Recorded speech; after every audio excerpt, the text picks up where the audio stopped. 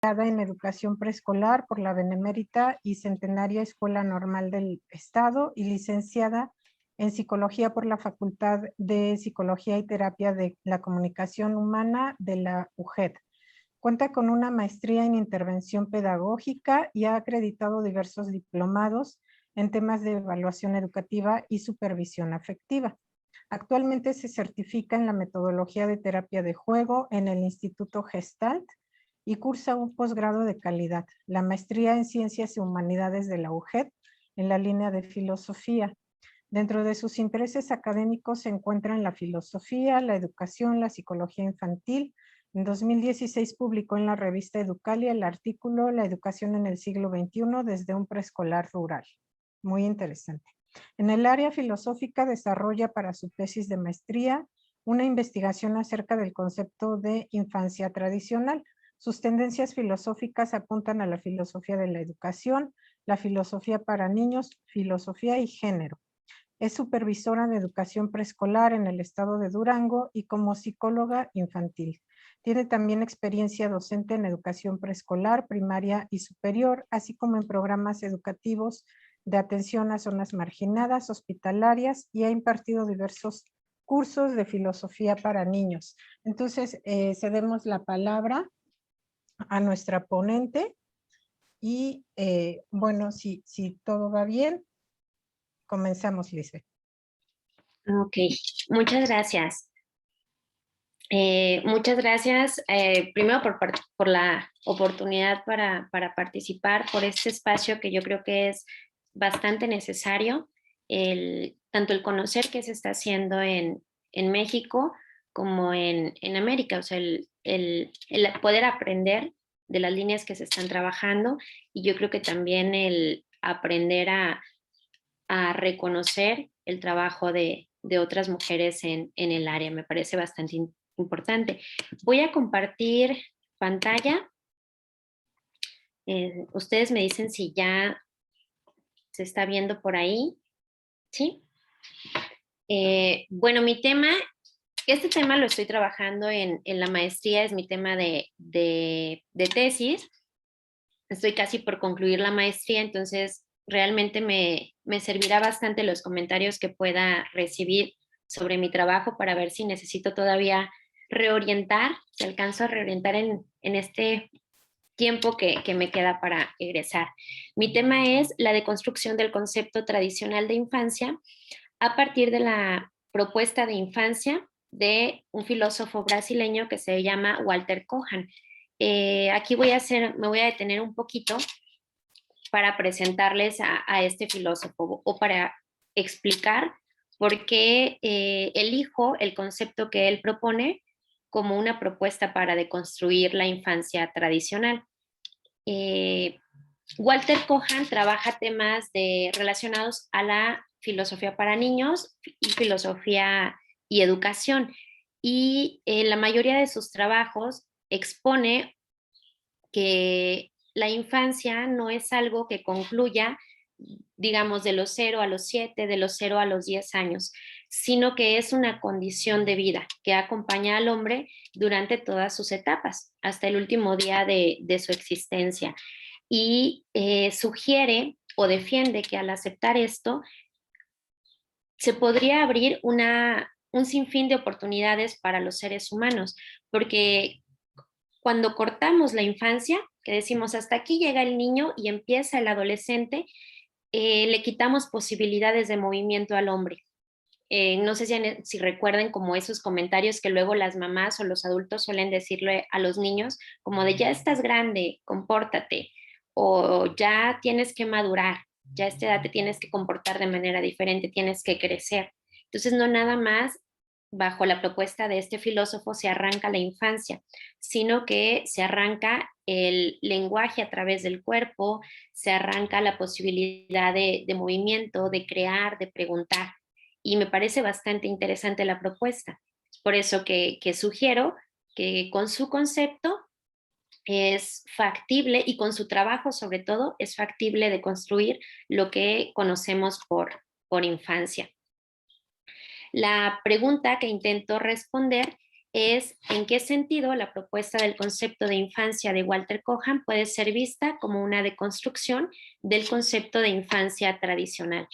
Este filósofo en ningún momento propone que lo que está realizando es una deconstrucción y tampoco menciona que con su propuesta deconstruya el concepto de infancia tradicional. Lo que yo intento defender es que con su trabajo, mientras investiga la manera en la que escribe y la propuesta que él construye, pues efectivamente lo que está haciendo es una deconstrucción. Y mi trabajo está desarrollado o lo he desarrollado en 4 apartados. El primero es un marco metodológico donde sostengo desde dónde trabajo yo la deconstrucción de Derrida. En el segundo capítulo elaboro recopilo lo que se ha dicho de la infancia desde distintas áreas y termino con una construcción de los conceptos de infancia tradicionales que existen. En el capítulo 3 trabajo el concepto de infancia de Walter Cohan y por último argumento la defensa de mi hipótesis. Para empezar, considero muy importante delimitar desde dónde estoy tomando la deconstrucción, porque hay lectores o investigadores que sugieren que Derrida toma el término de construcción de Heidegger, de destruction. Pero yo en una de las lecturas que realicé del mismo Derrida, él defiende que no es así. O sea, que efectivamente cuando él estaba buscando el término de deconstrucción, se fue a los textos de Heidegger, pero se dio cuenta que el término destruction abarcaba como o tenía un alcance más metafísico y no era lo que él estaba buscando. Entonces se fue a un diccionario francés que se llama Le Littré y encontró el término de construcción, referido como a las máquinas o los edificios, a la manera en la que se podían desarmar sus elementos para evidenciar que la estructura que existía no era lógica, no podía sostenerse como estaba. Y tenían que reordenarse estos elementos para trasladarlo hacia un mejor lugar. Y pues defiende que esto es lo que él intentaba decir o estaba mucho más cercano. Una de las definiciones que más me gustaron de Derrida es precisamente que la deconstrucción no tiene definición. En algunos de los textos que abordé de él plantea esto. La deconstrucción no es nada y como no es nada puede ser absolutamente todo. No es un método, tampoco es como un instructivo que diga paso a paso cómo se deconstruye el concepto, el texto o aquello que se esté trabajando. Y aunque esto es peligroso, porque es peligroso usarlo como un método porque él planteó que no era así, yo creo que el, el hecho de que haya dicho que puede ser nada y puede serlo todo, da muchas posibilidades tramposas para trabajar, o al menos desde ahí es donde lo he intentado abordar junto con mis lectores de tesis. Él plantea que la deconstrucción acontece entre las líneas de un texto, entre lo dicho y lo no dicho, acontece entre aquellos conceptos que son caducos, en aquellos edificios que están tambaleándose y en aquellas máquinas que no pueden seguir funcionando como hasta ahora. Esta imagen me parece me parece que ilustra de manera muy bonita desde donde estoy tomando la deconstrucción. Es separar esas piezas, evidenciar qué es lo que conforma esa estructura, agrupar o clasificar de manera lógica y no excluye nada, no se quita ninguna pieza, todo se vuelve a acomodar, nada más que de diferente manera para que se dé pie a algo como más lógico o más armónico. Y alguno de los lectores que revisé de él es Miller y él propone que lo que realiza Derrida es un acto de amor, no de destrucción. O sea, no llega, rompe y destruye y dice esto no funciona, sino que construye. A partir de lo que no está funcionando de manera adecuada, lo traslada hacia un lugar más amoroso y empieza a dar pie a nuevas construcciones, a nuevos horizontes. Y pues esto también se hace develando. Al separar esos elementos, permite develar cuáles son los márgenes, cuáles son las grietas, las contradicciones y los límites que no explican nada ya. Ay. Miller propone 3 pasitos, o sea, dice, ok, Derrida no propuso 3 pasos, pero cuando se va a analizar el trabajo de deconstrucción de algunos textos de Derrida, logra identificar 3 pasos que realiza. Primero propone que se tiene que interpretar aquellos textos o conceptos que se estén trabajando, contemplando que son una especie de laberintos históricos en los que hay que ir y regresar para poder identificar la Constitución o cómo están estructurados. El segundo paso es que el deconstructor deberá centrarse en encontrar el elemento o elementos en el sistema estudiado que resulten alógicos o que rompan con esa unidad de sentido. Y por último, esto se me hace bastante bonito porque propone que el deconstructor no es quien deconstruye, simplemente realiza un trabajo que permite develar que aquello exige ser deconstruido, o sea, que manifiesta la urgencia de ser deconstruido porque no puede sostenerse tal como está, que me parece que es lo que hace Walter Kohan. A partir de ahí, pues me trasladé a hacer una revisión histórica acerca del concepto tradicional de infancia. Y me di cuenta que no existe un concepto tradicional de infancia. O sea, no es posible definirlo de una sola manera. No hay una definición universal, sino múltiples y contradictorias formas de definirlo. Desde la medicina, desde la pedagogía, desde la psicología, desde la filosofía, se ha estudiado y se ha planteado diferentes cosas. Por una parte se habla acerca de que es un fenómeno social más que biológico. Entonces esto llega y contradice la definición, por ejemplo, de Piaget, que lo enmarca en una etapa cronológica de determinada edad. Él propone que es de los 0 a los 12 años. Sin embargo, hay épocas en las que la infancia fue definida de los 0 a los 20 años. Entonces no queda como claro dónde termina y dónde comienza. Está sujeto al momento histórico y social en que se esté pensando. Por otra parte, existe una confusión respecto a diferentes términos. No queda claro si la infancia es sinónimo de niñez.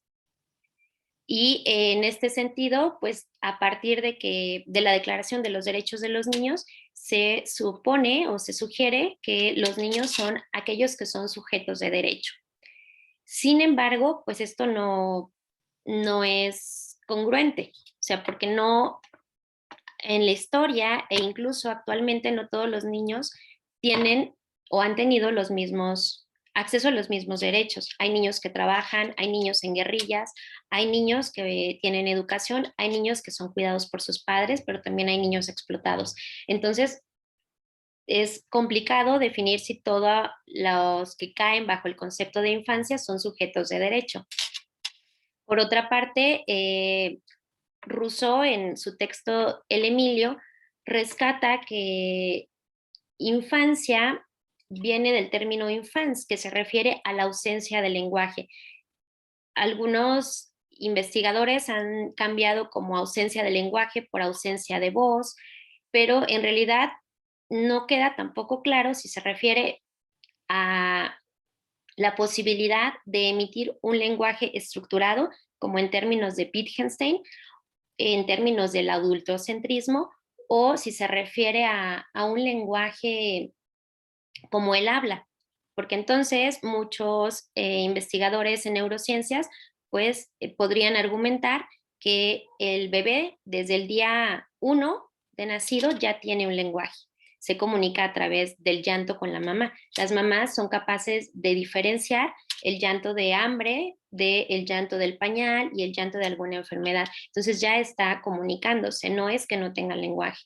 Tal vez no tienen un lenguaje como el que manejamos los adultos y no tienen un lenguaje tampoco en términos legislativos, porque desde tiempos de Platón se consideraba que los niños no podían tener voz y voto en la toma de decisiones sociales. Entonces también es una definición complicada y que tiene contradicciones. Y por último, englobé una definición que ha sido planteada por distintos filósofos: la infancia como condición o etapa de vida del hombre caracterizado por la carencia. Por ejemplo, Platón llega a sostener que los niños son similares a las bestias o a las mujeres, porque tienen capacidad disminuida de razón, porque no son capaces de controlar sus impulsos, porque son salvajes, porque no tienen autorregulación, no tienen capacidad para amar. Y pues esto surge en función de una comparación entre lo que puede hacer el hombre y lo que puede hacer el niño. Que también luego hay épocas en la historia en que esto da un giro. O sea, cuando los niños eran considerados como adultos en miniatura, no eran carentes. A partir de los 6 años, en cuanto podían comer, salían a trabajar, se vestían igual que los adultos y pues entonces esto creo que evidencia que el concepto de infancia ha ido y venido a través del tiempo. No ha existido desde siempre la infancia. Un buen día se definió cómo es que se iba a nombrar a los niños. Entonces, se confunde con otro tipo de términos como niñez, como niño, como infantilismo. También se habla de que la infancia puede ser peligrosa, que puede ser ausente cuando no se nombraba y que está ampliamente relacionada con otro tipo de conceptos como lenguaje, como familia, como matrimonio y como escuela. Estos conceptos que están en la parte inferior, yo propongo que son esos márgenes del concepto, esos márgenes que no están claros y al no estar claros y al ser movibles generan como ciertas fisuras y pues los conceptos son contradictorios. Uno de los personajes históricos que se dio a la tarea de trabajar qué pasó con la infancia o cuándo se inventó la infancia fue Philip Ariès, un historiador. Lo que él sugiere es que hasta antes del siglo XVII, mediados del siglo XVIII, no existía el concepto de infancia. Cuando en épocas de Platón, por ejemplo, y de Aristóteles, existían conceptos como puer o pueril que se relacionaban con la crianza, con aquellos que son inocentes. Ay, disculpen que no contestan mi teléfono. Pero no existía un término para nombrar la infancia. Había un vínculo entre las palabras que denominaban a la madre y al hijo, entre el alimento, pero no se nombraba como tal a los niños y ni mucho menos a todos los que caían bajo ese concepto. Lo que encontró Philip Ariès es que no toda la historia era igual. Había épocas en las que no había registros sobre los niños. Esto a partir como de diferentes obras, pinturas y esculturas. Entonces, por ejemplo, esta que es una miniatura otoniana del 980 más o menos. No sé si por ahí se puede observar que los niños pues parecen como más adultos en miniatura. No había una concepción clara de las proporciones de los niños. La cabeza no corresponde a las proporciones del cuerpo. Lo que dice Philip Ariès es que no es posible que se desconociera o que los pintores fueran malos pintores, que no supieran retratar el cuerpo de los niños. Entonces, sugiere en función de esto que lo que sucedía más bien es que existía una relación entre la concepción, entre la mentalidad que se tenía respecto de los niños y la manera en la que se retrataban. En estas dos obras se puede observar algo similar, incluso la que está al lado izquierdo, la de Natividad, es un niño que tiene como los cuadritos. Estamos manifestando que no se tenía claro qué clase de entes o de seres eran los niños. No se sabía si, por ejemplo, en esta metáfora como de la larva y del árbol, o sea, si los niños eran una especie de semillita que va creciendo en potencia hasta convertirse en hombres, o si eran seres diferentes, como la larva y la mariposa. O sea, una cosa son los niños y luego salen del capullo de la infancia para convertirse en hombres. En la pintura que está a la mano derecha, la de la Virgen de los Ángeles, se puede apreciar algo similar. Los gestos del niño incluso son como de un adulto, las facciones, y la mayoría de los niños que se retrataban eran niños santos, ángeles, cupidos. Entonces me parece como bastante interesante. Y este es de 1468. Y aquí el niño ya empieza a figurar, el niño real. O sea, ya los pintores empiezan a retratar no lo que ellos estaban imaginando o pensando de los niños, sino que empiezan a tomar modelos reales, ya con facciones de los niños, ya más tiernos, más proporcionados, y empiezan a vincularlo bastante con la madre. O sea, siempre, si se fijan también en la pintura anterior, empieza a ver como esta especie de relación visual entre el niño y la mujer que lo sostiene.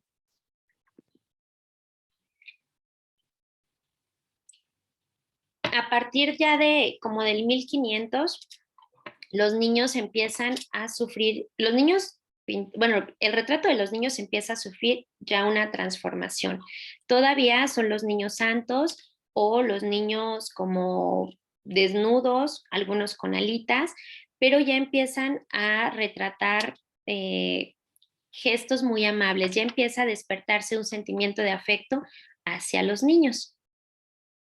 Aquí seguimos con las pinturas de Tiziano, con esta como moda de retratar a los niños siempre desnudos. Y ya a partir del 1700 sucede algo muy importante en términos de niñez, porque se empieza a retratar a los niños muertos. Hasta antes de eso, había pues epidemias, había condiciones de salud que dificultaban que un niño alcanzara la edad adulta. O sea, era una edad muy frágil y como la mayoría de los niños fallecían, entonces era mejor no encariñarse con ellos. Incluso, según Philip Arias, había familias donde se le ponía el mismo nombre al niño mayor y luego lo perdían, tenían otro hijo para reemplazarlo y tenía el mismo nombre y así. Entonces, cuando se empieza a retratar la muerte, el niño empieza a figurar. Empiezan a crearse también esculturas en los cementerios donde se colocan a los niños muertos con sus maestros o con sus padrinos normalmente. Y pues hay un sentimiento un cambio en los sentimientos. Y se empieza también a contemplar que el alma del niño es inmortal. Como antes no se sabía si los niños eran o no humanos, bueno, seres humanos igual que los adultos, pues entonces no se tenía claro qué pasaba con ellos al morir. Algunos ni siquiera eran sepultados. Cuando se empieza a contemplar o a cambiar la mentalidad respecto a ellos, entonces dicen, ay no, también ellos pueden ir al cielo igual que los adultos, que era la creencia en esa época. Y de ahí surge como a partir del siglo XVIII, el niño toma un papel central en la sociedad y en la familia. Los retratos ya son únicamente para los niños, ya no son como de la familia. Se puede observar ahí que ya tienen ropa especial, juguetes, se empieza a a capturar en esas pinturas las costumbres de los niños, cómo vivían, los tratos que se les daba. Es cuando Philippe Ariès propone que comienza un sentimiento moderno de infancia. Y esta pintura es muy famosa, Las Meninas, porque tiene al centro, algunas interpretaciones centradas en la infancia lo que sugieren es que coloca al centro de la pintura a los niños. Aunque yo me cuestionaba en esta pintura porque las que la cuidan, las meninas, pues parecen también un poco niñas. Entonces ahí también me parece que se estaría hablando de dos infancias, la infancia protegida y la infancia que trabaja.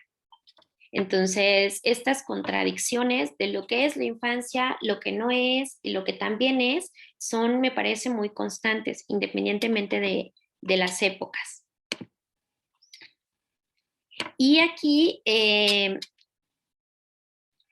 esta pintura, se puede apreciar cuando estaban vacunando a los niños.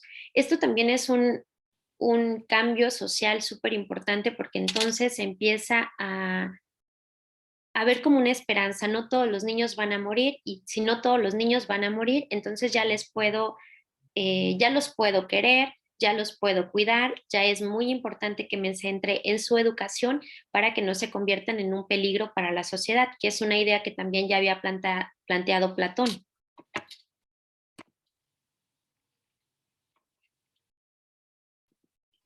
Y a partir de la investigación en todo lo que se ha dicho respecto a la infancia tradicional, yo encuentro tres problemas principales. Por principio, no existe una definición universal para el término, sino múltiples y contradictorias formas de describirlo, que evidencian fisuras conceptuales. El segundo es que los márgenes entre la noción de infancia y otros conceptos sociales como niño, lenguaje, historia o familia son difusos. Y la evolución del concepto no es lineal, sino variable e incluso regresiva e ilógica, sujeta a condiciones sociales y económicas de cada periodo histórico. Aquí en esta se puede observar, por ejemplo, que en el siglo II los niños eran plasmados como más cercanos a los modelos reales y del siglo IV al siglo XIII más o menos, siglo XIV, hay una regresión porque ya no sabemos qué son los niños. Surgían leyes que prohibían, por ejemplo, el infanticidio y el aborto, y luego desaparecían esas leyes y otra vez se volvía a normalizar. De pronto había que cuidar a los niños, por ejemplo, Platón desarrolla en la República, desarrolla toda una serie de propuestas de cómo se deben de cuidar, de cómo se deben de criar, del tipo de alimento, qué educación se les va a dar, y después dicen, no, o sea, a partir de los 5 años los niños salen a trabajar. Hay algunas novelas medievales que hablan de niños incluso como teniendo sexo o matando, asesinando, robando, porque pues ya eran considerados como activos. Ya cuando se vuelve a proteger a los niños a partir del siglo XVIII, cuando se inventa la infancia, entonces los niños vuelven a ser recluidos en los hogares. Se ponen, dice uno de los textos que revisé respecto a Rousseau, que se ponen en una especie de cuarentena social. O sea, lejos de las miradas, se les empieza a cubrir de ropa, ya no son los niños desnudos, se empieza a cuidar su privacidad y se responsabiliza a los cuidadores de su crianza. Entonces, pues estamos regresando y al cuidarlos se les quita la libertad, la independencia y la fuerza, o sea, vuelven a ser considerados como carentes. Parece que va y viene el concepto de infancia. Y esto deja claro pues que la infancia no puede sostenerse como se ha tratado. A pesar de que no queda claro cuál es la infancia, lo peligroso es que el concepto de infancia sostiene las leyes educativas, las legislaciones, sostiene las formas de crianza, Entonces, creo que es importante aclararlo y definir si el concepto puede seguir manteniéndose o si hay que reestructurarlo y dar paso a nuevas posibilidades. En función de esto, pues es que intenté abordar el trabajo de Walter Cohan y me di cuenta en la revisión de sus textos de que él realiza dos cosas principalmente. O sea, se va a la lectura, a la reflexión de estos y encuentra ideas tácitas sobre el tema en el pensamiento de diversos filósofos, como Platón, como Philippe Ariès, como Foucault, como Derrida, como Aristóteles, Bolívar, y en esos textos identifica lo que estos autores dijeron sobre la infancia, pero también lo que no dijeron. O sea, interpreta entre líneas lo que estos pensaron sobre la infancia. Y lo segundo es que contempla la viva infancia que acompaña a estos personajes, a estos escritores, a estos filósofos durante toda su vida. Encuentra al Platón infante, encuentra al Freire infante, y a partir de ellos es que argumenta el propio concepto que intenta construir. Es decir, que la infancia no es una etapa cronológica, sino una condición que acompaña al hombre durante toda su vida. Esta tablita, antes de avanzar, creo que para mi propuesta, un poquito tramposa también, es que para evitar el que surja lo mismo, es decir, que hay muchas infancias, propongo que lo que hace Cohan es meter todo lo que se ha dicho sobre la infancia en una sola cajita. Una sola cajita que tiene 4 trazos. Ahorita les voy a presentar los trazos. Más o menos esto es como a resumidas cuentas lo que él extrae acerca de estos pensadores. En Platón identifica conceptos de niño referidos a lo que les decía a puer o pueril. Plantea que hay una segunda infancia, que es la vejez, porque identifica o propone que los adultos mayores tienen comportamientos similares a los niños, dificultades para regularse emocionalmente, para regular su alimentación o para regular el movimiento de su cuerpo. Propone también una infancia cronológica, en esto que les comentaba de la República, en todas esas leyes y propuestas que plantea para cuidar de los niños. También rescata una etapa de carencias por todas las cosas negativas que dice de la infancia y porque los asemeja también con los borrachos, las bestias, los salvajes o las mujeres. Y finalmente, Cohan encuentra en Platón que la infancia para este pensador también es una condición de vida. Esto lo plantea en el texto del Fedón porque están hablando acerca de lo que sucede al morir. Dice, después de morir, el alma sale del cuerpo y entonces este escenario asusta a los que están dialogando y uno de ellos expresa, es que me asusta como si yo estuviera sintiendo el miedo de un niño, como si estuviera sintiendo el propio miedo de cuando yo era niño. Entonces, este tipo de comentarios son los que agarra Cohan para decir, él está proponiendo una infancia distinta a la cronológica. Y lo último lo toma de la apología de Sócrates, porque cuando Sócrates es juzgado, cuando está a punto de ser condenado a muerte, él llega y se presenta y dice, me presento ante ustedes a mis 70 años en mi voz natal.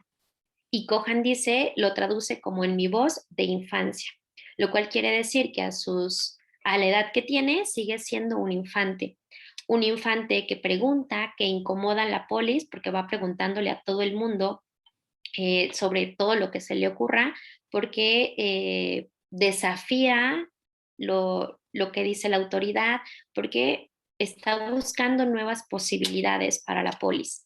Y esto, dice Cohan, solo lo puede hacer un infante. La filosofía, de hecho, dice Cohan, solo se puede hacer si se es un poco infante, si no te han arrebatado tus ganas de preguntar y tus ganas de saber. En Heráclito encuentra principalmente dos fragmentos que según él refieren a la infancia. Uno donde encuentra que los niños son planteados como contradictorios o como opuestos a los adultos, porque dice que para poder llegar a la adultez se tiene que salir de la infancia.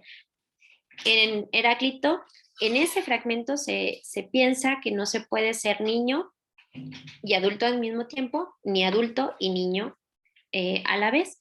Sin embargo, en otro de los fragmentos se contradice un poco porque habla acerca del niño como el reino, como rey del tiempo, rey del cielo, porque está jugando. Dice, solo los niños pueden vivir en este tiempo sin tiempo. Que para ellos, dice Cohan, estar a lo mejor jugando una hora puede haber sido como una eternidad. Lo mismo cuando están muy aburridos, una hora en el banco para ellos es como una eternidad. Y por otra parte, cuando están súper interesados en algo, por más que el tiempo se alargue, les sigue pareciendo poco. Y por último, dice Cohan, este tipo de opuestos y de contradicciones solamente los puede pensar un infante. Entonces, Heráclito no era oscuro por ser oscuro, era oscuro por ser infante. Por eso prefería jugar con los niños que participar de la legislación de la polis, porque tiene un pensamiento distinto, un pensamiento infante y filosófico. Y bueno, en Aries rescata un poco de lo que ya les comenté y se centra en lo negativo, como en estos cambios van dotando de infantilismo al niño, le van quitando libertad, le van quitando posibilidades de moverse, lo encasillan dentro de la casa y de la familia y lo orillan a tener que responder a la manera en la que se les está diciendo que sean niños. O sea, no nada más se estudia a los niños para saber qué clase de seres son, sino que se estudia para poder apropiarnos de ellos, para poder decir lo que tienen que hacer, lo que no tienen que hacer y cómo se tienen que comportar. Esto también se refleja un poquito en lo que rescata de Foucault, porque dice que a partir de que surge la invención de la escuela, se empieza ahora sí la vigilancia y el control de los niños de manera formal. Escuela y familia se convierten ahora en los dueños de los niños. Y en Lyotard y en Freire encuentra algo bastante similar. Encuentra una infancia no cronológica, una infancia que puede acompañarnos hasta el final de nuestra vida y que es necesario defender, porque contrario a la definición de infancia de sin lenguaje, dice Cohan, retomando a Lyotard, si al hombre le arrancan la infancia, le arrancan el lenguaje. Lenguaje y experiencia acompañan al hombre durante toda su vida. Es imposible que sea desterrado de la infancia. Y propone que ha sido así, o sea, que a partir de que se empieza a estudiar lo que son los niños, se le pone un margen de hasta aquí, puede ser infante, porque es peligroso. En una sociedad es peligroso cuestionar, en una sociedad es peligroso tener tiempo de ocio, en una sociedad es peligroso movernos y disfrutar como disfrutan los niños. Y en Freire asemeja la infancia con la revolución del pueblo de Nicaragua, porque dice que no es nada más la infancia sin voz como el pueblo de Brasil, sino es también la infancia que lucha por la revolución de Nicaragua, que ve posibilidades donde no la hay. En Freire, como en algunos otros, encuentra un término súper importante que es el de carencia. Dice, los niños tienen un vacío, tienen una ignorancia, tienen una falta de. Y eso, en lugar de verlo negativo, cuando está desentramando todos los elementos que conforman a la infancia, dice, no, esta carencia, este vacío, si yo lo giro, pues entonces es algo que puede ser llenado, que dota al niño de innumerables posibilidades. No saca el término de carencia, sino que lo gira para que esos elementos se puedan acomodar de manera más armónica. Y a partir de ahí es que surge la propuesta de él, de las posibilidades. Estos 4 trazos son la inferioridad, el otro despreciado, el que quiere ser arrancado, el material de política en las legislaciones, en la educación, en las propuestas para regular a la infancia. Y por último, el trazo de la posibilidad, donde la infancia puede llegar a ser cualquier cosa. Y en todos sus textos, en todos sus libros, Kohan no elabora una noción de infancia específica. Sin embargo, habla de la infancia en los siguientes términos. Por ejemplo, dice que la infancia es un estado latente que habita en cada palabra hablada, la de un niño, pero también la de un adulto y la de un anciano, la de cualquier ser humano. Es una etapa que va más allá de lo cronológico, es una condición de vida. Y ese es el concepto que Kohan está construyendo a partir de todo lo que se ha dicho respecto de la infancia. Y para concluir, yo sostengo que Kohan está, que deconstruye el concepto de infancia, a pesar de que no lo afirma, al realizar el siguiente trabajo. Primero explora todo aquello que se ha dicho acerca de la infancia tradicional en diferentes autores. Identifica los elementos conceptuales mediante los que ha sido caracterizada, mismos que pueden organizarse en 4 trazos. Inferioridad, otro despreciado, material de política y posibilidad. Esto les comentaba yo que da la posibilidad de que no exista muchos conceptos de infancia, sino uno que ha sido caracterizado o ha sido pintado de diferentes maneras. Tercero, busca el opuesto de los trazos negativos con los que se ha dibujado a la infancia para intentar definirlo de una manera más amorosa. Realiza una lectura infantil sobre filósofos como Platón, Heráclito, Aries, Lyotard, Deleuze, Freire, y sobre sí mismo. Yo creo que el mismo Kohan manifiesta actitudes de infante para conseguir, para conquistar, para imaginar nuevos horizontes. Y esto, pues dice él, ¿quién lo hace mejor sino los infantes? Y por último, construye y defiende un concepto nuevo de infancia, pero resalta que no está terminado, o sea que la infancia puede seguirse abonando.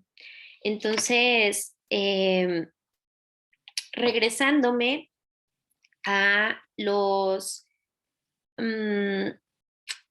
pasos que propone Miller acerca de cómo ejercer una deconstrucción, creo que encuentro en mi trabajo que Kohan los sigue perfectamente o que es posible identificarlos en el trabajo que él realiza en los diferentes textos. Por principio, realiza un estudio filosófico y amoroso, se defiende con mucho afecto a la infancia. Dice que la infancia podría abrir una puerta para que construyamos una mejor vida para cada niño, pero también para cada hombre, tal como lo sostenía también Freire. Y mediante este trabajo evidencia que el concepto tradicional no puede sostenerse como existe, lleno de contradicciones, de vacíos y de límites conceptuales poco claros, que rompen la unidad del término. En segundo lugar, pues se encuentra en diferentes textos y autores imágenes de infancia que le permiten configurar su propio concepto, el cual no está terminado.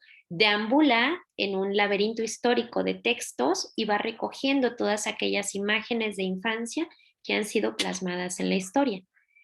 Tercero, por lo anterior es posible afirmar que con el recorrido que realiza Kohan para configurar su propio concepto de infancia, devela los elementos alógicos o que no tienen lógica que conforman el concepto tradicional de infancia, lo cual evidencia que el término es insostenible por sí mismo. Entonces, desarma, desentrama los elementos que conforman a la infancia, lo cual evidencia que no puede seguir de la manera en la que se ha pensado, de la manera en la que se ha intentado defender. Y por último, pues con esto Koha no tiene la necesidad de deconstruir el concepto de infancia, ya que con este ejercicio se deconstruye solo al ser develado. Y pues con esto estaría concluyendo, resumidas cuentas, mi presentación. Muchas gracias. Está bastante buena la ponencia, Lisbeth. Yo por ahí tengo luego un comentario. Bueno, por ahorita le damos más bien es duda. Le damos el turno a Ana Chacón para que nos haga los comentarios. Nada más tenemos 20 minutos en este espacio para comentarios y luego seguimos con la ronda de preguntas y respuestas. Adelante, Ana, gracias. Hola, buenas tardes. Pues agradecer a Liz la confianza y a ustedes el espacio. Regularmente mis comentarios pues los hago así, a vuelo de pájaro, convivo mucho con Liz, pero en esta ocasión justamente para respetar los tiempos, pues voy a leerles, esta vez leeré. Y va en torno a la deconstrucción, que es un método y no es un método, ¿no? Entonces es algo que estás ocupando y aclaras aquí en tu texto, entonces pues voy a hacer lectura. Comentarios en torno a la deconstrucción y el método en relación a un nuevo contenido de infancia. En primera instancia, hablas de una necesidad de la deconstrucción del concepto de infancia porque es indefendible y no lógico. Este comentario se divide en tres partes. Uno es en torno a la deconstrucción, que no es un método. Otro sobre la deconstrucción y la historia. Y un tercero en torno a las problemáticas. El primero es, la deconstrucción no es un método, pero lo tomas como uno. Se trata en todo caso de un nuevo planteamiento que se funda a partir de desmontar el anterior. ¿Qué pasa si dejamos la etiqueta de deconstrucción y lo pasamos a una labor encaminada a generar un contenido semántico innovador para la infancia? A un nuevo significado de infancia en donde se contengan los conceptos que pueden justificarse con base en nuestra realidad social y donde se genere a partir de nuestras nociones argumentativas. Pero tomas a la deconstrucción como sigue. La deconstrucción no es lógica ni normativa, no busca quizá tampoco un propósito, y quizá no uno lógico, sino sin cimentarse sobre lo previo y despejando elementos inservibles de una palabra o cosa. Siguiendo aquí lo que tú dices, que bueno, tomas la deconstrucción como tal. Si se deconstruye la infancia y se dice lo que no es, quedarían los elementos considerados puramente de la infancia, sus cimientos. ¿Qué sería lo puro de la infancia? No sería un concepto totalizante, pero intuyo que se distinguiría a través de ciertos rasgos de comportamiento que involucraran la curiosidad, el asombro y la experimentación en un entorno de aprendizaje. Estos rasgos pueden exacerbarse porque las normas regulativas sociales se están aprendiendo. Y aquí me atrevería a decir que pues, los niños no son los únicos que están en un aprendizaje continuo. Ahí también nos incluimos nosotros, ¿no? ¿Y cómo hacemos de ese contenido conceptual algo coherente? La infancia debe tener un contenido lógico. ¿Para qué? ¿Para quiénes? Esta pregunta es una constante en la lectura de tu trabajo, porque la deconstrucción tiene una fuerte disposición a un contexto histórico-social, y eso es muy difícil que se tenga una coherencia a nivel de orden o funcionamiento social, ¿no? A mí me parece. Ya que hablo aquí del marco histórico-social, sobre la deconstrucción en ese aspecto, y tengo que comentar que en tu trabajo recuperas también que la deconstrucción brinda la oportunidad de demoler lo que no puede sostenerse porque es indecible, falible, caduco, absurdo o contradictorio. Desde los textos, enunciados, contenidos de sentido, conceptos o incluso formas históricas de las relaciones y estructuras institucionales. En este comentario incluyo mis intuiciones en torno a tu tema. En este caso, la infancia es un concepto que se vincula con las formas históricas de las relaciones. Cuando mencionas desde cuándo hay infancia y qué tipo de relaciones se establecen a partir de su definición. También se asocia a las estructuras institucionales, es decir, a un marco político que engloba una educación institucional que favoreció el concepto de infancia tradicional como una etapa de la vida. Tiene como estas dos características para ser un objeto de construcción, ¿no?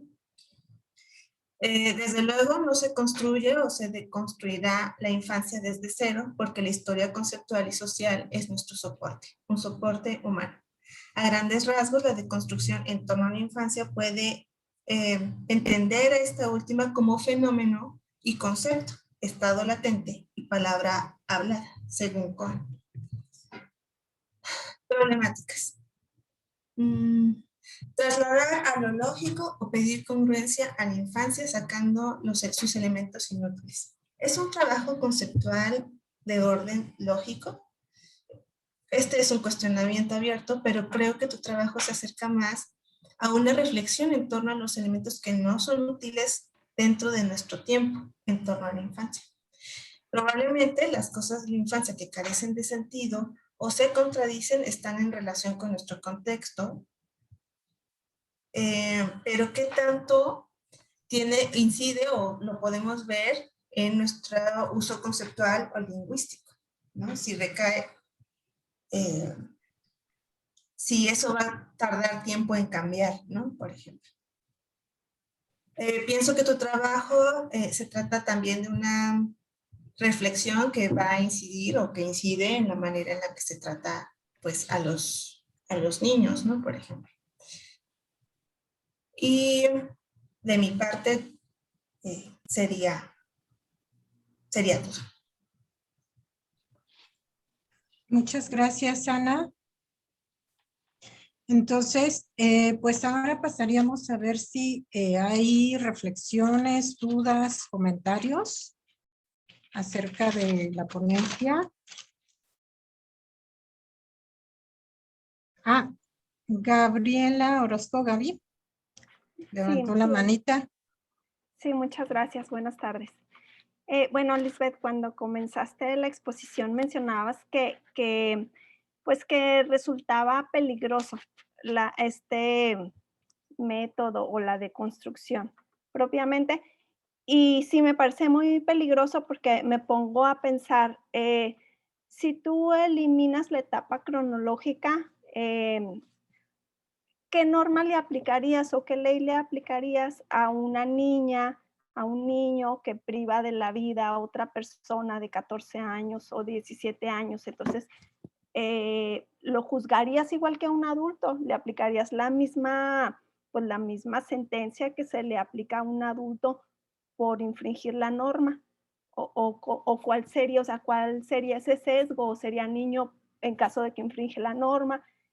Solamente para el niño que se llama Dionisiaco y al niño Apolonio sería siendo infante toda la vida. O sea, ¿cuál sería como esa separación? Ahora bien, también, ¿cómo protegerías a un niño, a una niña? O sea, si quitamos el concepto de niñez con base al orden cronológico o a las etapas cronológicas, ¿cómo protegerías a una persona menor de 14 años que es reclutada para la guerra, por ejemplo? Porque actualmente, pues eso configura un crimen de guerra, reclutar niños para la guerra.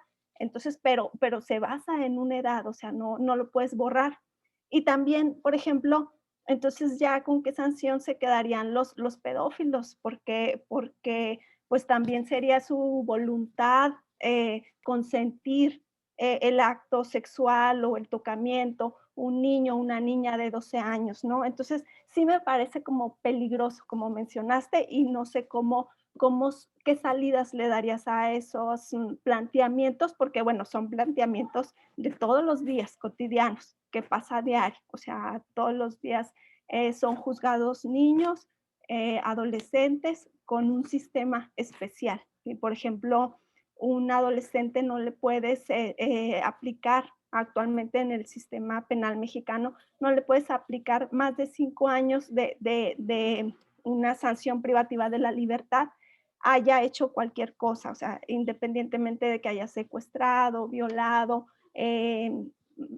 privado de la vida, 2, 3, 4 personas, tú no le puedes aplicar más de 5 años. Entonces, la cronología, la edad, es una forma de proteger a esa persona, justamente con base en la edad. Entonces, yo no sé qué salida pudiera tener esto si deconstruyes que la niñez se le quite, que sea una etapa cronológica. Esa es mi duda, ¿no? Gracias. Gracias, Gabriela. No sé si quieres contestar de una vez, Lisbeth. Perfecto. Sí, y aprovecho también para contestar algo que me comentó Ana. Ana, muchas gracias por tus comentarios, siempre metiéndome en problemas. Contesto primero esto que comenta Gabriel. La propuesta que estoy defendiendo o que encontré en Cohan es que es importante discriminar o diferenciar entre esos márgenes, porque de pronto yo comentaba al principio, no queda claro si niñez es sinónimo de infancia. Entonces lo que dice Cohan es que no. Una cosa es la infancia y la niñez es como estas cajitas que sirven para diferenciar las etapas del hombre: la niñez, la adolescencia, la adultez y la vejez. Entonces, lo que él está sugiriendo es que todas estas cajitas pueden caer dentro de la infancia y que infancia y niñez se duplican, o sea, se duplican y se duplican mal, porque no sirven para definir exactamente lo mismo. Y si ya existe la niñez, de donde se pueden basar legislaciones, prácticas educativas, pues entonces la infancia sobra ahí y por una parte lastima al hombre. O sea, si esta definición de ausencia de lenguaje continúa, o sea, si me está diciendo que los niños no tienen voz y voto, por una parte, pero por otra también que los hombres tendrían que comportarse de manera distinta a los niños. Entonces, mi propuesta va en ese sentido, a diferenciar el concepto de niñez y de niño del concepto de infancia y rescatar los aspectos positivos que se han dicho respecto de la infancia para que puedan ser utilizados por los hombres de otras edades. Porque sí, problemas como en Estados Unidos, lo que sucede con los niños migrantes, que son llevados a juzgados sin abogados, por ejemplo, y que tienen que defender si han hecho mal o no, y se les toma la palabra igual que a un adulto, pues sí es complicado. O situaciones como las que se han dado últimamente en México de abuso sexual, a otros, de abuso entre niños, o este tipo de situaciones sí me parecen bastante complicadas. Por eso no, sí menciono un poco sobre legislaciones en mi trabajo, pero nada más de manera superficial.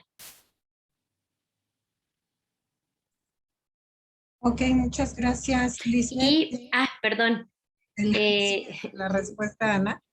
Ana, sí, es que el tema de la lógica en mi trabajo me ha traído bastantes complicaciones. Estoy ahorita intentando resolver si lo dejo como lo he mantenido en mi documento o lo cambio, porque efectivamente ya me han señalado que me metería en terrenos, por ejemplo, como analíticos o de estructuración del lenguaje, y todavía no decido, pero yo creo que sí, probablemente voy a dar un giro más hacia el lenguaje que hacia la lógica. Ana, gracias. Muchas gracias, Lisbeth. ¿Alguien más tendrá alguna duda o comentar? Monse. Gracias. Bueno, primero, Liz, muchas gracias por tu exposición. Espero que te vaya muy bien en la defensa. Bueno, cuando nos mostrabas las imágenes, las pinturas, a mí me parecía como evidente que esta representación de los niños como adultos musculosos y esto se da sobre todo durante la Edad Media. Dentro de estas lecturas, ¿has identificado la influencia que pudo haber tenido el cristianismo en esa representación? O, bueno, el cristianismo en general, la religión, el cristianismo en particular, la religión en general. Sí, pero no me queda claro para serte honesta, porque, por ejemplo, cerca del siglo II se propusieron leyes para prohibir el infanticidio y el aborto. Y la iglesia, bueno, lo que representaba la iglesia en ese entonces, asumió que no vamos a matar a los niños. Si alguien no quiere a sus hijos, yo me los voy a quedar. Y eso fue como un periodo y sí reflejaba el trazo de los niños como más reales, que era la escultura que mostraba del Cupido o del Eros. Entonces, después de eso, esas leyes cambian y la iglesia otra vez como que suelta a los niños y entonces es donde empiezan a representarse como adultos en miniatura. Sí ahí es donde me pierdo un poquito en esa transición, porque luego cuando la iglesia vuelve a tomar fuerza, que empieza a retratar a los niños santos o que empieza a pedirle a los pintores como una cuota de las familias que tenían más recursos económicos, cada familia tenía que donar cierta cantidad de dinero para adornar las iglesias. Entonces ahí empieza otra vez esa transición poco a poco, pero al menos a mí no me quedó claro si fue de manera radical el cambio. O sea, me parece como paulatino hasta cierto punto. Gracias. Gracias, Monse. ¿Alguien más que desee participar?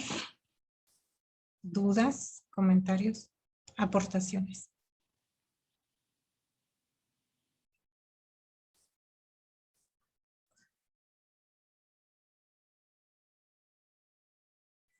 No, bueno, en lo que alguien más se anima. Sí, Liz, bueno, fíjate que conforme ibas exponiendo a mí, también me iba saltando esta cuestión, un poco lo que preguntaba Gabriela, bueno, hacia allá también va un poco mi duda, sobre todo porque actualmente me parece, o bueno, cuando cursé la maestría, tenía una compañera que estaba estudiando también las infancias trans. Bueno, no también porque es otro tema totalmente distinto, pero me llama mucho la atención porque, no sé, igual a lo mejor no es por ahí, pero me da la impresión que entonces la deconstrucción de este concepto de infancia es como un poco, hay como una especie de sugerencia de que es un concepto que o una situación que puede estar presente en la vida adulta y que podría ser de algún modo un componente identitario también de la vida adulta. Eso en ese sentido. Mi pregunta es si no estaríamos descuidando un poco, no precisamente para regresar a un concepto de orden cronológico en los infantes o en los niños, pues, pero sí un poco pues sí, descuidando como esta parte de un concepto que gire en torno a la niñez. No sé, más o menos son algunas dudas que me quedaron.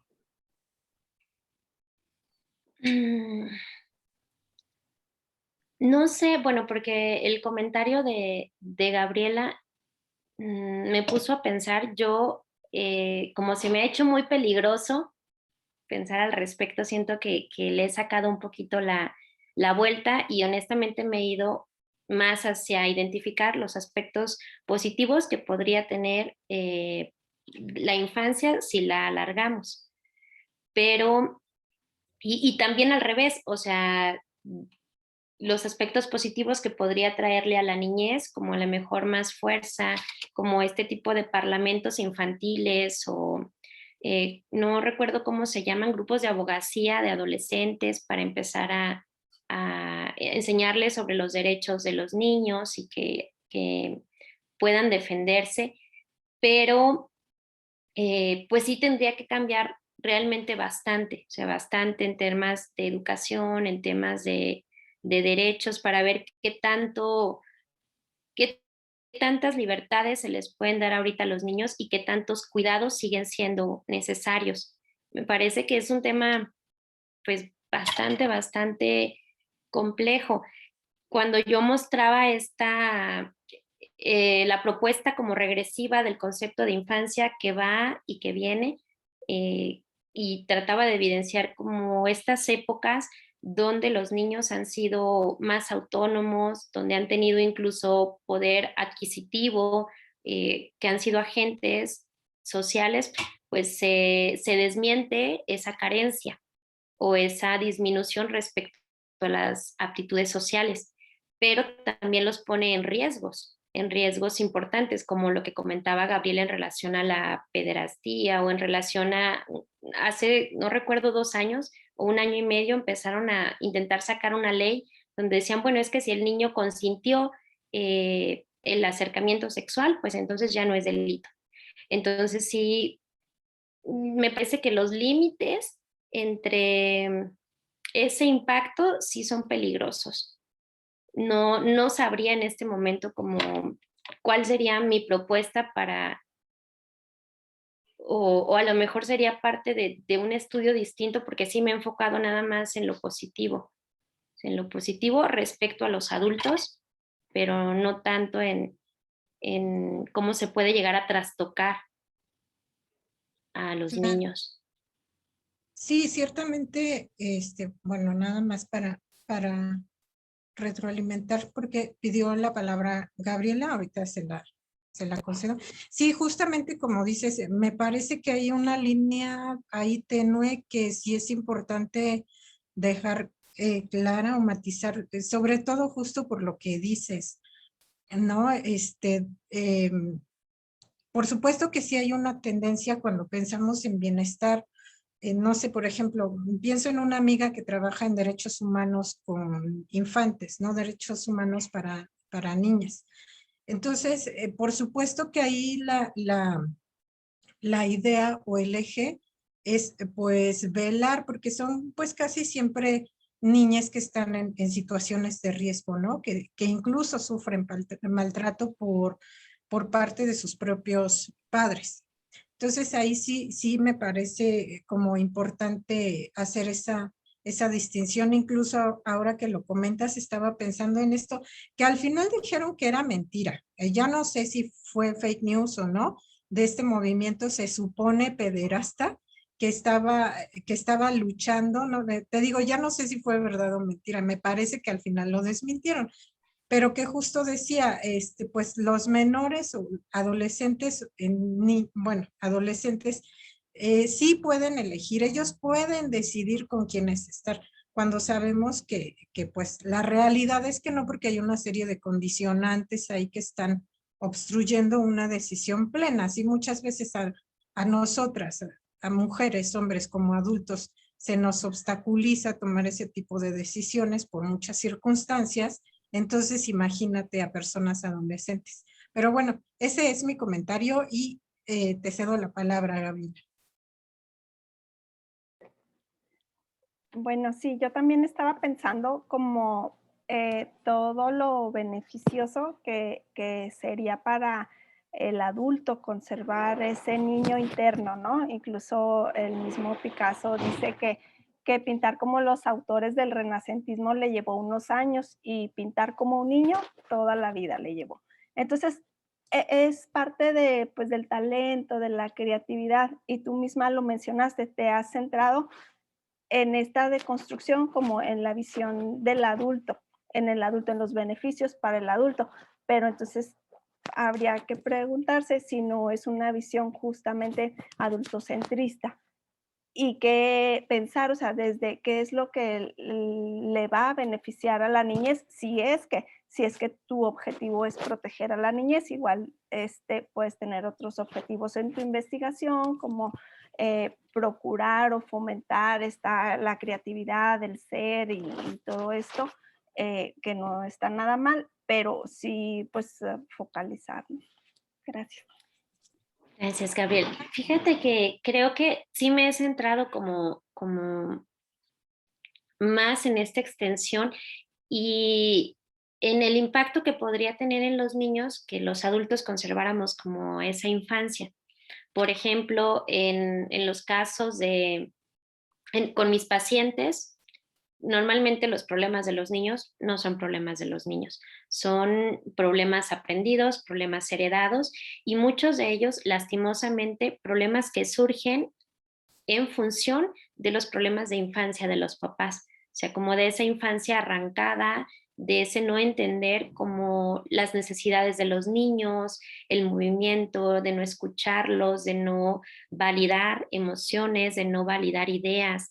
Entonces, pero la verdad es que sí, creo que me llevo una tarea muy complicada, tal vez por lo menos para dejarla en la conclusión de mi trabajo, de repensar o de cuestionar cuál sería el impacto, si pudiera tener un impacto negativo, el dividir esta atención de la infancia hacia nosotros y si no es, como tú dices, una intención adultocentrista que intenta apropiarse de los bienes de la infancia, que creo que también pudiera tener un riesgo muy triste por ahí.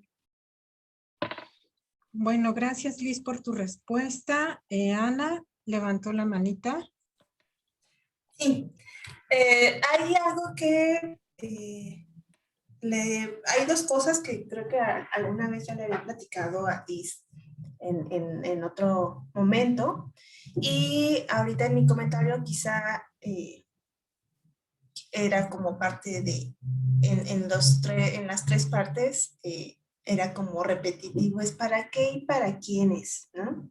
Porque justamente surgen dudas en torno a la infancia, el concepto de infancia deconstruido, pero va en torno a qué, a la legislación, o va en torno a la educación, o va en torno a la psicología. Justamente cuando uno ve el corpus del trabajo de Liz, yo siempre he visto como esa subdeterminación, esa tendencia. Liz habla desde la educación, a mí me parece que tiene un interés mucho sobre la educación y mucho sobre la formación de los infantes.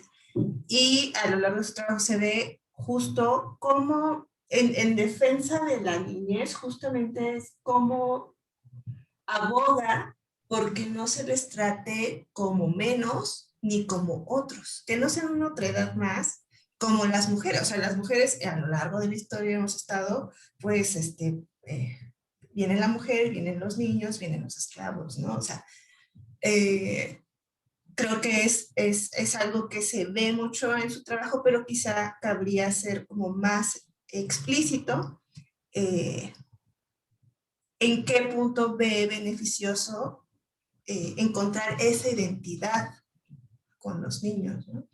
Esa identidad con esa etapa de la vida, ¿no? Que finalmente hay rasgos que no se nos van a ir. Es lo que sostienen, pues, en ese momento. Y pues sí, solamente recuerdo que siempre le decía para qué, para quiénes, porque igual alguna vez le comentaba así, pues es que los niños también han trabajado, ¿no? O regularmente se les reconoce como bueno, hay muchos lugares en donde los niños trabajan, ¿no? Y en donde pues no hay infancia, ¿no? Quizá precisar tu enfoque y pues ya, gracias. Gracias, Ana. Gracias, Ana. ¿Alguien más? Liz, ¿quisieras contestar a Ana o ya está bien? Es que creo que, no, o sea, creo que está muy padre porque me llevo de aquí mucha tarea como para replantear y sobre todo, o sea, lo que me hizo mucho ruido fue la planteamiento de Gabriel, que va mucho en función de lo que dice Ana, de si no será precisamente esta intención desde un adultocentrismo, porque como dicen, efectivamente yo en uno de los apartados defiendo precisamente esta, que la infancia nos es arrancada no solo a los adultos, sino a los niños en diferentes sociedades y en diferentes contextos. O sea, hay personas que nunca viven infancia o que nunca se les permite vivir la infancia y el juego es castigado, el juego es como una necesidad vital del ser humano y es sancionado para muchos, no se les permite. Yo no sé, creo que me llevo pues bastante tarea. Siento que me llevo mi trabajo como envuelto para volver precisamente a sacar esos elementos y a replantear la manera en la que yo estaba intentando organizarlos y esos puntos ciegos que se me habían escapado. Y creo que también precisamente, no sé, uno de los comentarios que me han hecho mucho últimamente en mi trabajo es respecto a la discusión, que tomo la teoría propuesta por Cohan, su propuesta, y la defiendo nada más, sin ver como esa discusión que pudiera, o ese impacto que pudiera tener esa propuesta si se llega a manejar. O sea, si de verdad hay un cambio en términos de educación, en términos de teoría pedagógica, de teoría del desarrollo infantil, más allá del desarrollo biológico. Sí. Ok, gracias, Liz. Sí, bueno, justamente estaba yo pensando también, ese era otro de los comentarios. No sé, me parecería, a reserva de lo que opinen y abonen las demás, pero sí, claro, parte tiene que ver, como decía Ana, para quiénes, ¿no? Pero aparte también tiene que ver desde dónde te estás posicionando, porque también creo que es válido que no quieras hacer un concepto operario para la legislación o para la psicología o para la pedagogía, sino simplemente hacer un juego incluso de posibilidades entre los diferentes conceptos y sí aclarar un poco que tiene pues salidas inimaginables como esto mismo que planteaba Derrida, ¿no? Justamente cuando dice que no es un método, pero tampoco lo es. Y bueno, esto recordemos también, viene de su perspectiva que tiene como arquitecto, ¿no? Que él estuvo por ahí diseñando varias obras y demás, pero esto lo pensaba porque justamente él dice en su concepto de deconstrucción que no tiene una, porque bueno, él hace como una crítica bajita la mano a Husserl, y entonces él dice es que no hay una, ni siquiera es una polisemia de sentidos los que pueden tomar la deconstrucción de conceptos, ¿no? O sea, ni siquiera es polisémico, porque no hay una unidad del concepto. Hay, dice, el significado puede hacerla de significante y al revés. Entonces a mí más bien me parecería justamente que eso aportaría pues una perspectiva rica filosóficamente hablando, bueno, en estos términos filosóficos, que a lo mejor sí podrías dejar en claro en la medida de que justamente tú estás defendiendo la postura o el trabajo de este filósofo brasileño, aunque no necesariamente te vas a volcar hacia una definición precisa, porque justo eso es lo que no hace la deconstrucción, justo es lo que no hace, no hay un sentido, no hay esto, ¿no? Pero quizás sería importante aclararlo, precisamente para que tus lectoras y lectores no estemos buscando eso en tu trabajo, ¿no? Bueno, no sé, es algo que se me ocurre. Sí, también yo creo que es algo que se me ha mencionado porque ha habido confusión, sobre todo bueno, en mi grupo de posgrado, lo que hacemos es que se dividen las lecturas, entonces todos revisamos el trabajo de todos y vienen los comentarios. Y también uno de los que ha sido más frecuente es precisamente desde dónde lo estoy abordando, si desde la educación, desde la filosofía, y creo que aunque he tratado de clarificarlo, yo creo que me falta afinarlo, porque sí he tratado de distanciarme de la educación. sí menciono la institución, o sea, la escuela como institución y el impacto que vino a tener respecto al concepto de infancia y de los niños, pero sí mi abordaje es más como del lenguaje y del uso del término. Entonces sí, tal vez tengo que afinar esa precisión. Ujú. Ok, muchas gracias, Liz. ¿Alguna otra persona, chica, que tenga algún comentario, duda, impresión?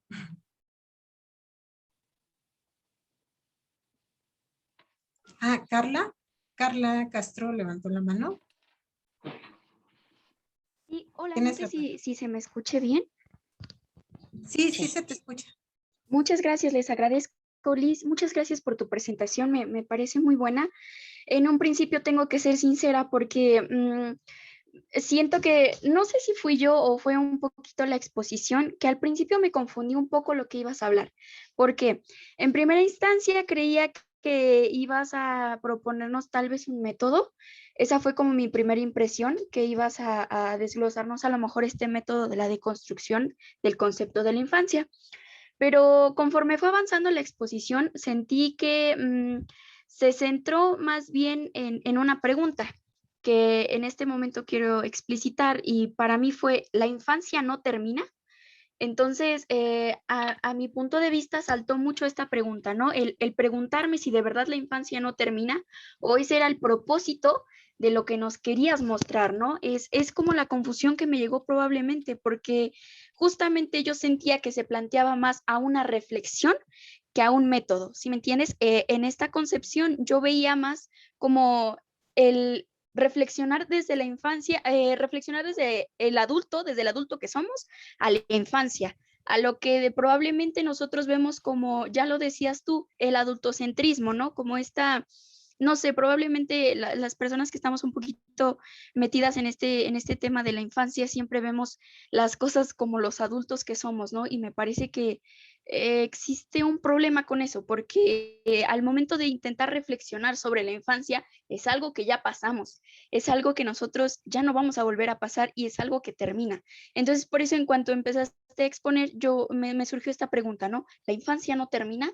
¿O por qué es tanto nuestra preocupación como adultos, ¿no? De la infancia, ¿por qué nos preocupamos tanto por este tipo de temas? Me parece fantástico. Yo estoy dedicando mi tesis de licenciatura a Matthew Lipman y a Anne Sharp, y yo nunca había escuchado de este autor que mencionas y me pareció maravilloso, me pareció fantástico y son este tipo de autores los que tendría que tener más difusión, sobre todo en la filosofía de la educación, ¿no?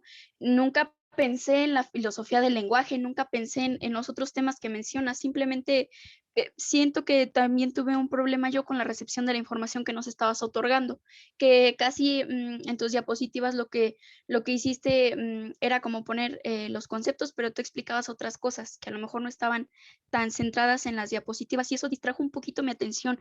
Entonces, pues bueno, yo te agradezco de verdad por presentarme a este autor, que de verdad no tenía ni idea. Y pues nada, esa fue como la duda que saltó a mí, ¿no? ¿Qué sucede? ¿Por qué decimos esto, no? ¿Por qué caemos en esta reflexión de que la infancia pues no termina? O probablemente pues sí, caemos en este adultocentrismo, ¿no? De que pues sentimos que la infancia no debería terminar. Y gracias por escucharme, Liz. Gracias, Carla.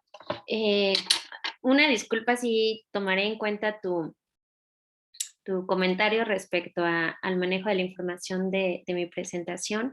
Y por otra parte, yo me quedé súper enamorada de Walter Cohen. Ya en licenciatura trabajé a Matthew Lipman, también me encanta, pero me parece que lo que hace Cohen es plantear una nueva posibilidad para las escuelas, para los niños y voy a hacer como un poquito a un lado esta posibilidad de que haya intenciones como de apropiarnos de la infancia a partir de esta propuesta. Yo recuerdo que me llamó mucho la atención, no sé si alguna se lo topó por ahí, hace un tiempo cuando AMLO toma la presidencia, le hicieron una publicación, bueno, andaba por ahí una publicación en Facebook porque lo grabaron jugando con las palomas en un pie. persiguiendo a las palomas en un pie. Entonces decían, eso es lo que está haciendo el presidente en lugar de gobernarnos. Lejos de si hace o no hace, a mí me pareció interesante que se juzgara esa necesidad de juego que deberíamos de tener todos, a cualquier edad. Y, por ejemplo, hay otro autor, no recuerdo el nombre, es también Walter, trabaja respecto a infancia e historia, si ahorita me acuerdo, porque él no lo revisé en mi tesis directamente, lo leí nada más. Habla acerca de los juguetes y de esa necesidad de estar siempre añorando lo que ya terminó, esa infancia donde jugábamos, donde había dulces, donde había papachos y donde éramos felices. Y dice él, la mayoría de los escritores y filósofos, novelistas de la historia, siempre en algún momento añora la infancia y escribe desde esa necesidad de que la infancia no haya terminado. Y no sé, me parece que no se trata tanto, o al menos así lo estoy trabajando yo, de señalar si terminó o no, sino de defender esa necesidad de que siga viva. Porque así como dice Cohan, si la infancia muere, muere una parte del hombre también. Y muere esa necesidad de sentir, porque los niños conocen el mundo a través de los sentidos. Y estaríamos replicando esa metáfora, pero ahora diferente, donde la larva es diferente a la mariposa. Y entonces el adulto ya no conoce con los sentidos el mundo, con los olores, con las manos, con el cuerpo, sino nada más con un lenguaje formal y con la seriedad. Y eso configura una manera distinta de vivir el mundo. Entonces, más que una reflexión acerca de si la infancia termina o no, mi intención va más orientada a defender el posicionamiento de que no termina. Sí.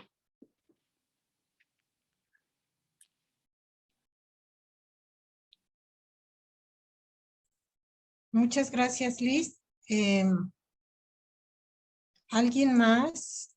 Por ahí vi, no. Había visto, pero ahora Hola, yo. Buenas tardes a todas, chicas. Hola. Muchas gracias, Liz, por tu presentación y es mi primera vez aquí en el seminario con ustedes y qué padre, ¿no? Que se pueda dar este diálogo entre mujeres y wow, sorpresa que la primera ponencia que me toca es escuchar a tía sobre la infancia. El filósofo del que decías era Walter Benjamin y Walter precisamente, Benjamin. habla sobre esta cuestión, precisamente los juguetes y todo esto, ¿no? De la infancia. Entonces, según entiendo, tu apuesta es que precisamente la infancia se lleva, y no precisamente eso te hace inmaduro. Algo así entendí, eso que ahorita que comentabas. Ah, sí. Ok, sí. Bueno, esa era mi aportación y gracias. Gracias, Carla. ¿Alguien más?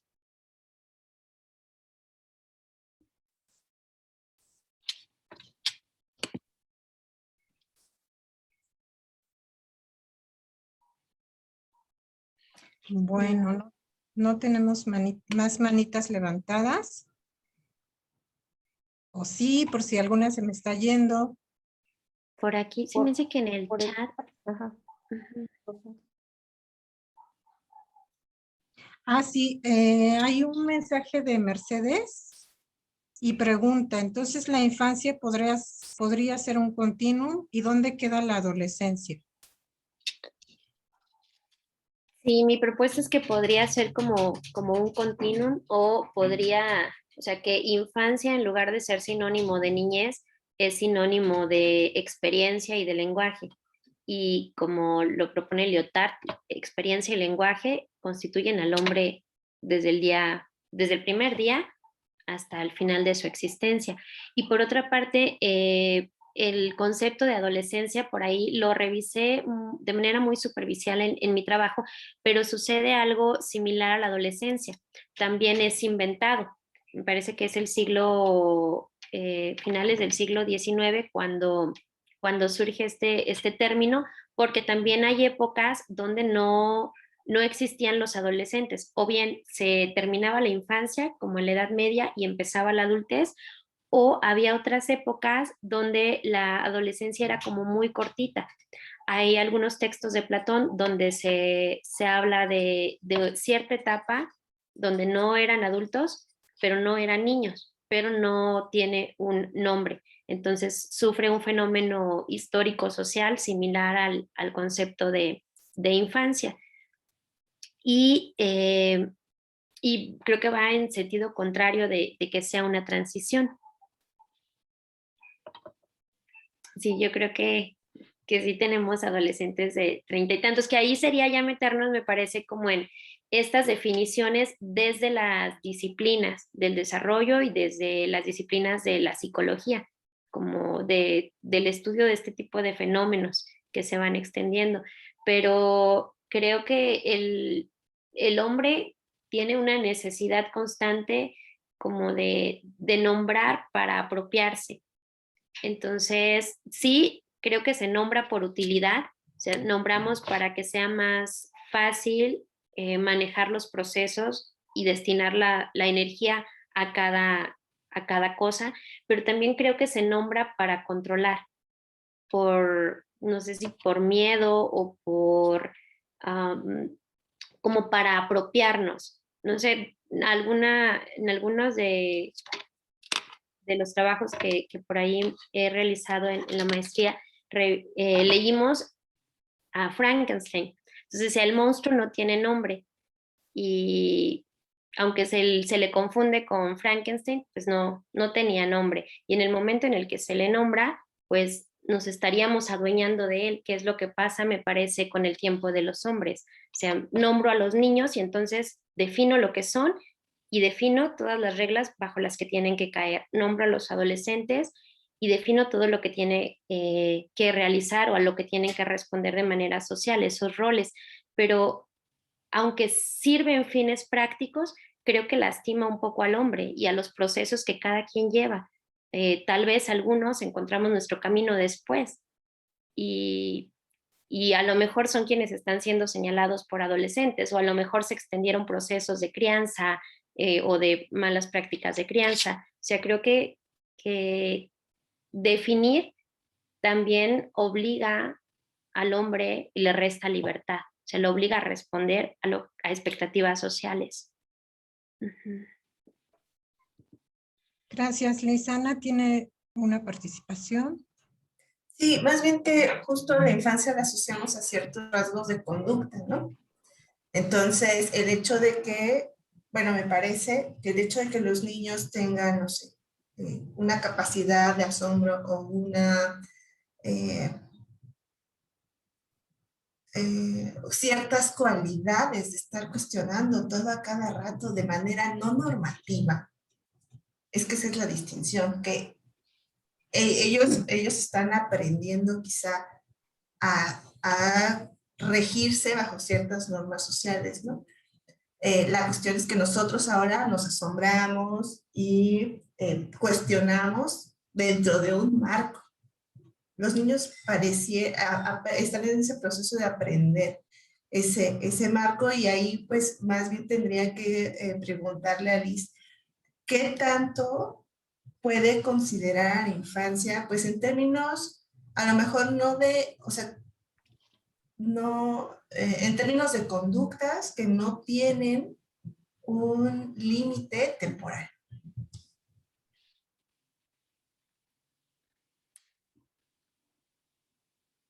¿Qué tanto podríamos considerar la infancia en relación a las conductas que no tienen un límite temporal? Entender a la infancia como un conjunto de conductas, por ejemplo, que no va a tener un límite temporal y que se va a diferenciar en los adultos por estar regido por una serie de normas sociales y culturales, ¿no? Uh-huh.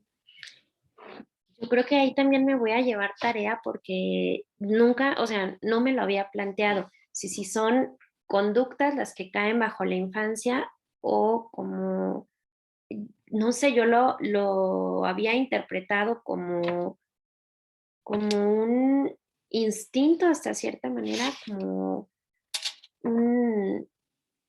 es que no sé cómo nombrarlo, o sea, como el asombro, por ejemplo, como algo nato, como algo natural, como algo espontáneo, que de pronto es coartado. Pero no sé también qué tanto podrían como diferenciarse o caracterizarse como conductas. Ujú. Sí, creo que, no sé, está interesante tu planteamiento. Por ejemplo, en uno de los textos que reviso de Cohan, habla acerca de Freire, y Freire le escribe unas cartas a su sobrina y le dice algo así como, Natercita, espero que, bueno, no sé si se pronuncia así, pero así lo leí, y no dejes que te arranque nunca este asombro y estas ganas de soñar. O también al final de uno de sus textos dice Freire, a mis 70 y tantos años estoy aquí con la misma necesidad y con las mismas posibilidades de asombro. Entonces ahí yo lo interpreté como algo natural, como orgánico, que está en el sistema, pero no sé si pudiera ser como tomado como conducta. Es que más bien, bueno, no sé si sea una conducta o no, pero más bien esos rasgos se relacionan siempre más bien con la niñez, ¿no? Aunque está, bueno, me da, siento que puede estar muy relacionado a lo que planteas con respecto a la infancia, ¿no? Como continuo. Uh-huh.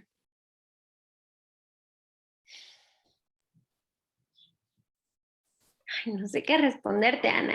A lo mejor solamente es como para que pues no sé, para que lo pensemos un poco, ¿no? Que a lo mejor cómo se construyó el concepto de infancia, sí, en un marco histórico, sí, en un contexto social, pero también respondiendo como a ciertas características, ¿no? Que están presentes en los niños, y estas características son ciertos rasgos, me parece. Yo, insisto, voy a decir conducta porque pues no se me ocurre otra palabra mejor, ciertos rasgos de la conducta que se tomaron y se nutrieron una vez más. Luego viene aquí Cohan y dice, bueno, nunca perdemos esa parte, nunca perdemos la infancia en tanto a que podemos sorprendernos, podemos cuestionar, queremos jugar. Son ciertas actitudes que se asocian con los niños, ¿no? Más bien. Pero pues hasta ahí quedaría como mi comentario, ¿no? Quizá es solo para atizar un poco la reflexión. Sí, sí, definitivamente creo que tanto en el concepto tradicional que yo encuentro como en lo que encuentro en Cohan es lo que sucede. A partir de ciertos rasgos se intenta caracterizar a la infancia. O sea, se define a partir de todo lo dicho, pero se van tomando como la carencia, como la posibilidad, la creatividad, la imaginación. Y yo te digo, yo había dado por supuesto que si alguien no interrumpe, esos rasgos pudieran ser como naturales, pudieran alargarse o tener ese continuum que preguntaban ahorita. O sea, pudieran estar siempre porque son naturales precisamente. Pero ahora ya no sé. Sí. Bueno, a mí sí me parece un poco difícil desvincular el concepto de, pues, de infancia, ya como tú lo manejas, de infancia menor, no sé, de 6 años para abajo, o la siguiente infancia y adolescencia, quitándole el rasgo de la edad, porque finalmente la niñez tiene sus rasgos, pues, fisiológicos, y, o sea, una niña es diferente a una mujer y sus características de vulnerabilidad son además fisiológicas. O sea, piensa en un niño de la primera infancia de 3 años, si tú no le das de comer, pues se muere de hambre.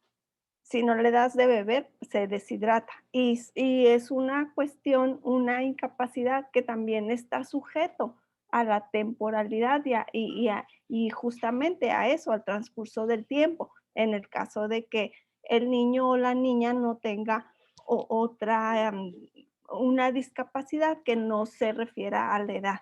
Entonces, para efectos de protección, ya sea sujeto de derechos o protección del niño y la niña, sí no veo cómo desvincular a esta persona de la edad, esta infancia. Pues, pero eso te digo, en la idea de que tú tu trabajo quieras aportar para la niñez, porque a lo mejor es como otro más general, ¿no?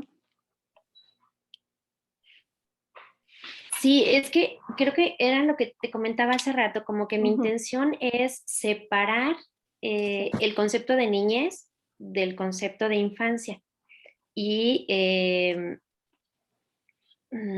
tomar los bienes o aquellos que son considerados como bienes de la infancia para que permitan al hombre otras posibilidades, pero sin trastocar lo que corresponde, o sea, todo aquello que se hace y se rehace respecto a la niñez precisamente, o sea, como niñez, adolescencia, adultez y vejez. Y mi propuesta es que todos esos podrían caber en esa infancia. Y no nada más eso, no nada más como tomar los bienes o lo positivo de la infancia para extenderlo, sino que con esta propuesta, al jalar como lo que le corresponde a la infancia, se jale también lo negativo con lo que se le ha caracterizado. Ujú. Pero sin meternos tanto a las cuestiones legales que son como de otra área, no sé. Ujú. Por aquí plantea Mercedes una pregunta interesante. Entonces, ¿podríamos decir que existen niños excluidos de la infancia?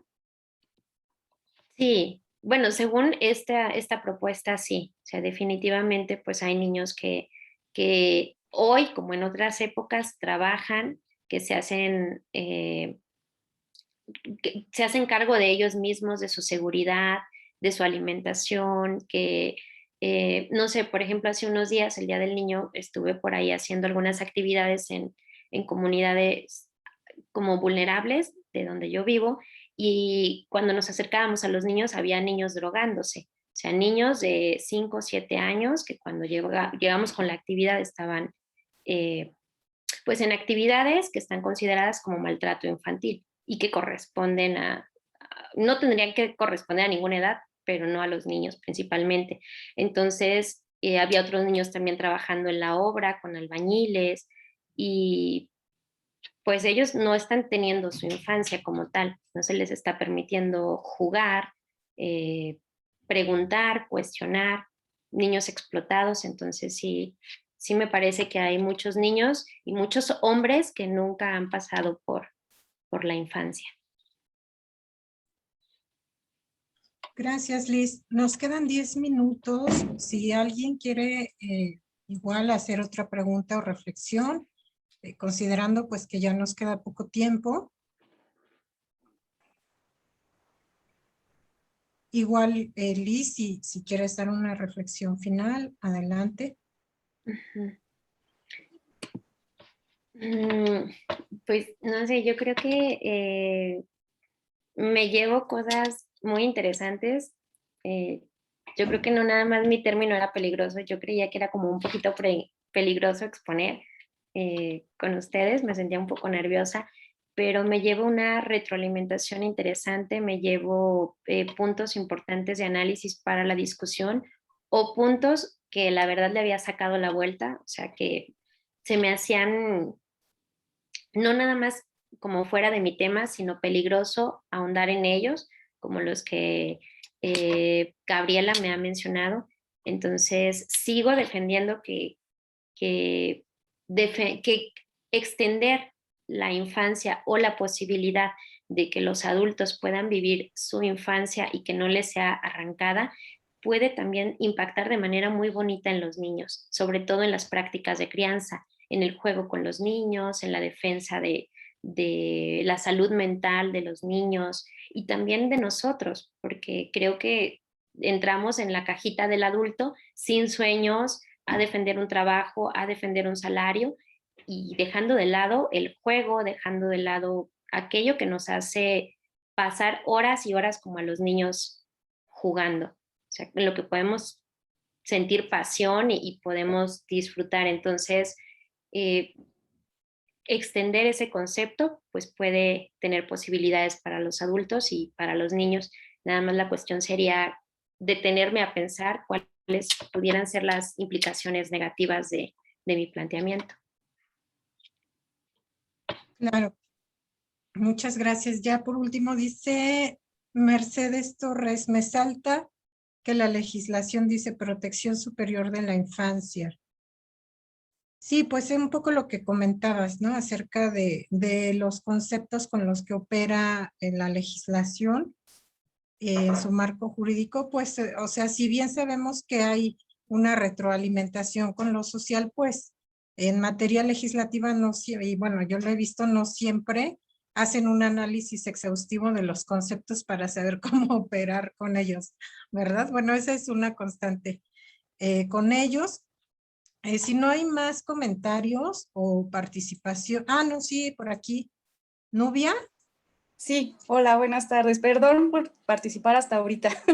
No te preocupes. Pero Bueno, tenía... Ok. Perdón. Tenía como algunas dudas o algunas sugerencias tal vez. Lo que alcancé a escuchar de la ponencia, no entré desde un inicio, pero alcancé como a percibir que todo este concepto de infancia o de los niños viene a tomar sentido desde una perspectiva más política. O sea, desde que empiezan todos estos conceptos políticos entregados a los niños, es ahí cuando el niño como tal empieza a tener sentido dentro de la sociedad, ¿no?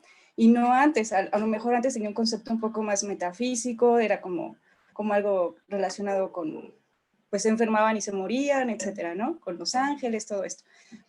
Entonces, desde mi perspectiva, si todo este concepto de la infancia o de los niños comienza desde el aspecto político y lo jurídico, tal vez lo que hace falta aquí, o la deconstrucción que hace falta, no sé, es una duda, sería como un concepto no jurídico ni político, sino más bien un concepto más ontológico de la infancia o del niño, ¿no? Y tal vez esa sería como una excelente propuesta para un proyecto, porque de igual forma a mí me parece como una gran aportación con todo esto de los feminismos, buscar un concepto ontológico también de la mujer, ¿no? En donde podamos nosotros poder definir y a partir de ahí poder luchar por algunos conceptos. Y bueno, esa sería como mi aportación nada más. Gracias, Nubia.